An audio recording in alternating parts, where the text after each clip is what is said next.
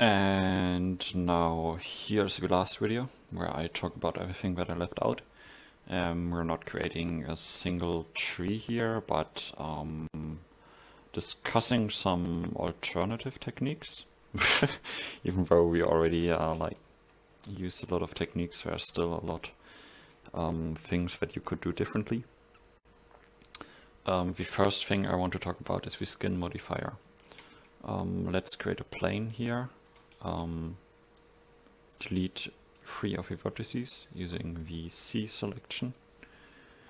Go into top view mode, position that one single vertex at the root and at the skin modifier. There we go. I guess you will see what the skin modifier does in a second. Now let's extrude this. You can see it kind of creates a nice shape around the structure that we built here. Let's select the bottom part and mark that as a root, which then gets this red circle around it, which was before on top, which we didn't want. Let's create a basic branch setup here. I always feel though like it's not very nice. You can hit Ctrl A to scale these down. Sadly there's no automatic smoothing tool like for the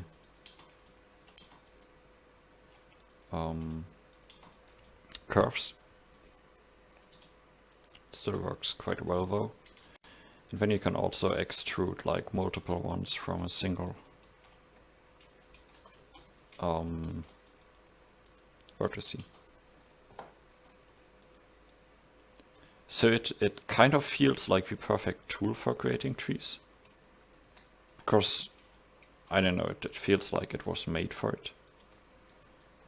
But I don't know, always the trees that I create using this don't end up looking that well. This one is actually quite nice, but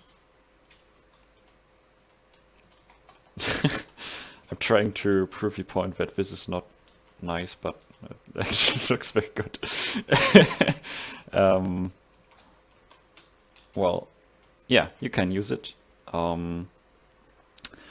What I don't like is the intersections, because you have this branch smoothing, but if you set it high it looks terrible, and if you set it low it looks okay-ish, but it's always way thicker at the intersections than below, which isn't that great. I don't actually know what these do. You see, this is a technique that I don't use that often, but sure, it's a possibility. And it's probably the way advanced method if you compare to what I do with like extruding everything manually and creating these intersections, but I just don't feel confident with it, so yeah, that's it. You could also, of course, extrude some roots here if you mark the root again afterwards. You can also hit Ctrl A and 0 to scale it to 0, if I haven't mentioned that.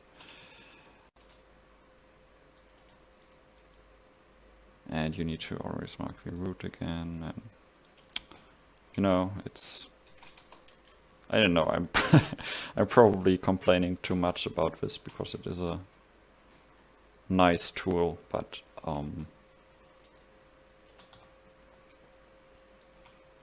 yeah, I don't know. That was the first thing I wanted to talk about. Then group instances, pine trees. Alright, we haven't made a single pine tree in this series, which is bad. So let's create one. What I generally do is I just go for a cube. No. Follow the same steps as we did for the other ones, but make it a bit more straight. But some variation doesn't hurt. And then you can pretty much add a cylinder.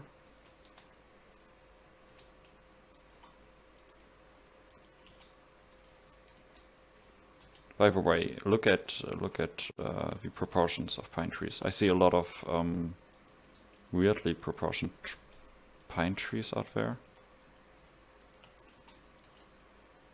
with way too few randomization and stuff. So, guys, pine trees aren't easy. Put some more time in it. And then I'm essentially doing the same thing, like extruding, scaling, rotating, you know? Good old stuff. And then at the top you can hit Alt-M and collapse it at the center,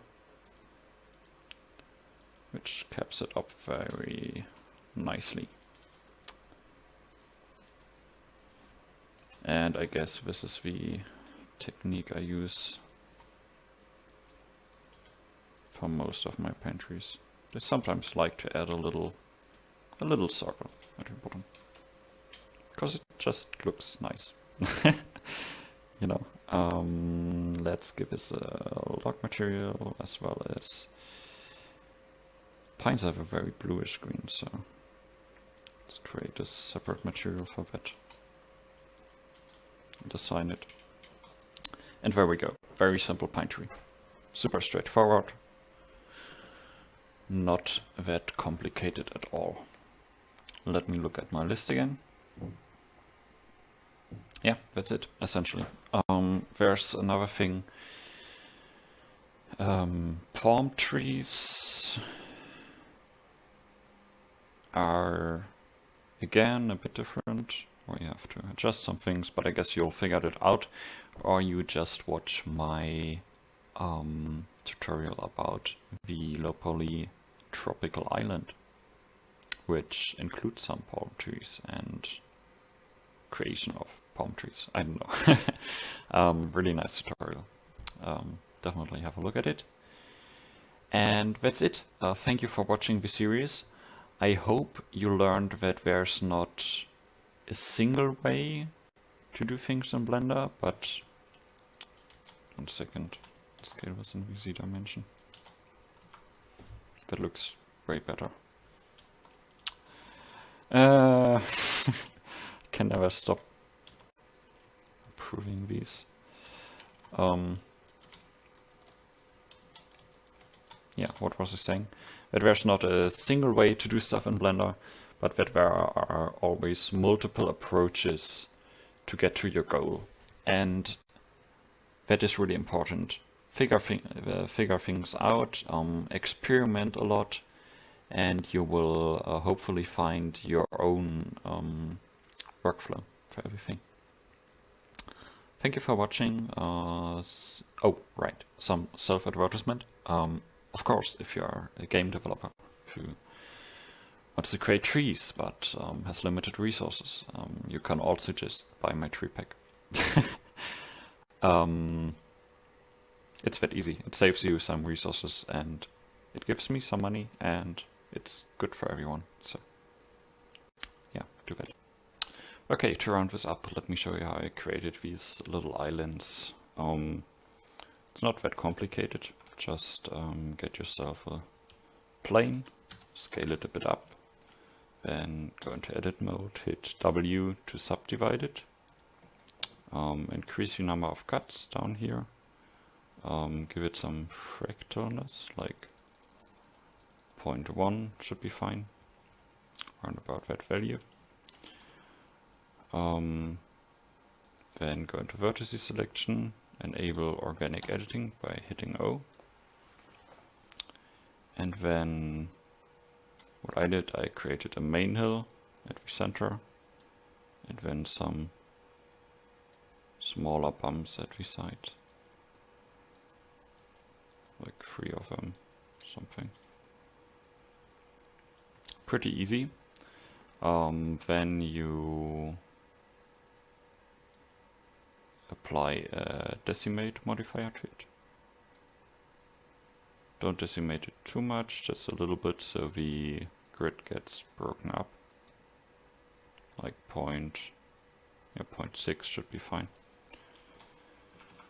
Then go into edit mode again, apply the modifier, go into edit mode, extrude it, scale, disable organic editing by hitting O, scale it in the Z dimension, SZ to 0, just hit 0 on your keyboard, move it up so that it's kind of flat again. And when you're ready to add the materials, I chose a quite yellowish or rather greenish sand color. I mean, I guess this is quite the center of yellow.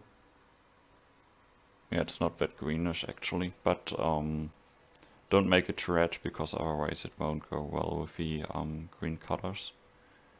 Especially because I chose very yellowish greens. So after that you just select kind of where the hills are and give that the bright green material, and then you select some chunks where you think the darker green might do well.